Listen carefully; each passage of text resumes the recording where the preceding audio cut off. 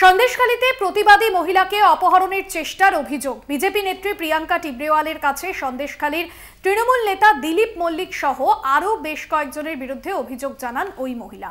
বুধবার সন্ধ্যায় তাকে বাড়ি থেকে তুলে নিয়ে গিয়ে মুখ বেঁধে পুকুরের পাড়ে খুন করার চেষ্টা করা হয় বলে অভিযোগ এবং মহিলার চিৎকারে প্রতিবেশীরা ছুটে এলে দুষ্কৃতীরা পালিয়ে যায়।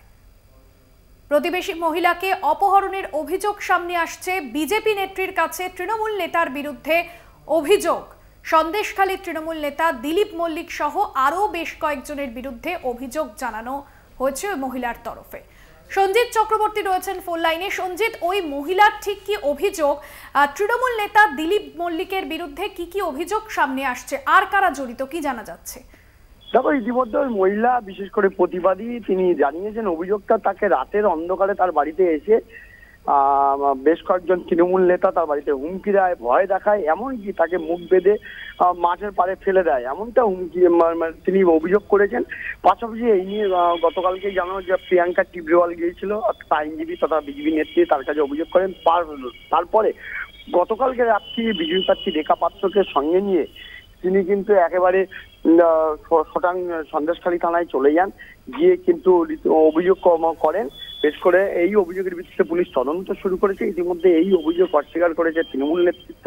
কালকে যখন রেখাপাত্র ওই প্রতিবাদীকে নিয়ে যান, রীতিমতো দেখা যায় রেখাপাত্র আঙুল তুলে এক পুলিশ কর্মীকে হুমকি দিচ্ছেন এবং তিনি বলছেন বারবার যে এই ঘটনা কি করে ঘটছে। এই নিয়ে কিন্তু একাধিক প্রশ্ন উঠে গেছে। এই পুরো ঘটনাটা নিয়ে কিন্তু তৃণমূল নেতৃত্ব অস্বীকার করেছে। বিশেষ করে অভিজিৎ ঘোষ তিনি বলেছেন যে এর সঙ্গে তৃণমূল কোনোভাবেই জড়িত না। এখন সন্দেশখালী আসল সত্য বেরিয়ে পড়েছে, সাজানো তৈরি করা যে চিত্রনাট্য সেটা বেরিয়ে পড়েছে। পায়ের তলাতে জমি হারিয়ে যাচ্ছে বিজেপি নেতৃত্ব, যার ফলে তারা পরিকল্পিতভাবে এই ঘটনা ঘটিয়ে তারা তৃণমূলকে নতুন করে কালিমালিপ্ত করছে, পাশাপাশি সন্দেশখালীকে উত্তপ্ত করছে। অভিযোগ পাল্টা অভিযোগে এলাকা যথেষ্ট উত্তেজনা রয়েছে। ঘটনাস্থলে যেমন পুলিশ রয়েছে, ইতিমধ্যে অভিযোগ করা হয়েছে, অভিযোগের ভিত্তিতে পুলিশ তদন্ত শুরু করেছে। এখন প্রশ্ন উঠছে আদৌ ওই মহিলা যেভাবে বক্তব্য দিয়েছেন প্রতিবাদী, তিনি যেটা দাবি করেছেন তাকে মুখ বেঁধে রাতের অন্ধকারে নিয়ে যাচ্ছিল এবং খুনের চেষ্টা করা হচ্ছিল, তারপরে তার চিৎকার চেঁচামেচিতে দুষ্কৃতীরা পালিয়ে যায়, অর্থাৎ মাঠের ফাঁকে ফেলে পালিয়ে যায়।